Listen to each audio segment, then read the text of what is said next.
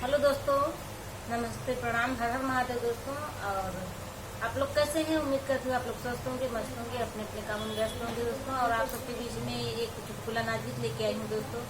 कैसा लगा कमेंट करके जरूर बताइएगा और अपनी छोटी बहन पर आप लोग प्यार आशीर्वाद बनाए रखिएगा दोस्तों। धन्यवाद आप सभी को। नमस्ते, प्रणाम। अपने यूट्यूब चैनल पे आप लोगों का स्वागत करती हूँ दोस्तों। आप लोग के बीच में एक नाच गीत लेकर आए हैं। जैसा भी लगेगा कमेंट बॉक्स में जरूर बताइएगा और हम लोग को सपोर्ट करिएगा दोस्तों। आज विनती है आप लोग से। एक ननद अपने भाभी से क्या बोल रही है, आप लोग गीत के माध्यम से सुनिएगा और बताइएगा जरूर। कृषिया कदेला करहिया जरै रे नानदी करहिया जरै रे नानदी। अरे वैसे जरै जियरा हमार छोटी रे नानदी। अरे वैसे जरै जियरा हमार छोटी रे नानदी। सावना भदौआ बिजुलिया तड़पै रे नानदी। बिजुलिया तड़पै रे नानदी। अरे वैसे तड़पै ससुरु हमार छोटी रे नानदी।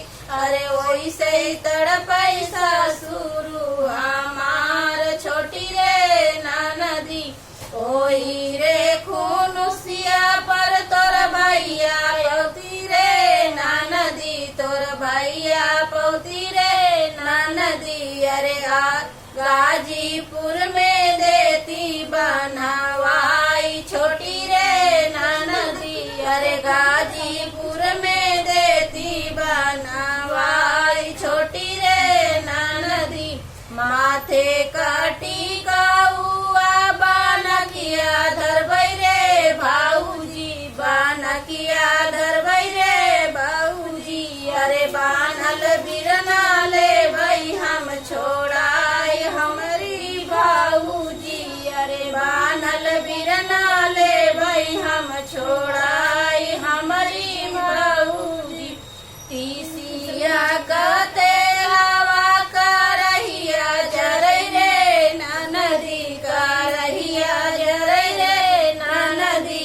अरे वैसे जरै जियरा हमार छोटी रे नानदी। अरे वैसे जरै जियरा हमार छोटी रे नानदी।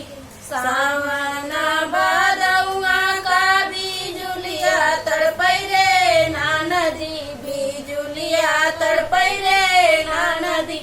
अरे वैसे तड़पै भासुरु हमार छोटी रे नानदी। अरे वैसे तड़पै भासुरु हमार छोटी रे नानदी। ओही रे खुनुसिया पर भैया पौती रे नानदी। तोर भैया पौती रे नानदी। अरे गाजीपुर में देती बनवाई छोटी रे नानदी। अरे गाजीपुर में देती बनवाई छोटी रे नानदी। नाकी कना थैया बानकिया धरबै रे भाऊजी। बानकिया धरबै रे भाऊजी। अरे बानल बिरना ले भई हम छोड़ाई हमरी भाऊजी। अरे बानल भैया ले भई हम छोड़ाई हमरे भाऊजी। तीसिया कदेलावा करहिया जरै रे नानदी। करहिया जरै रे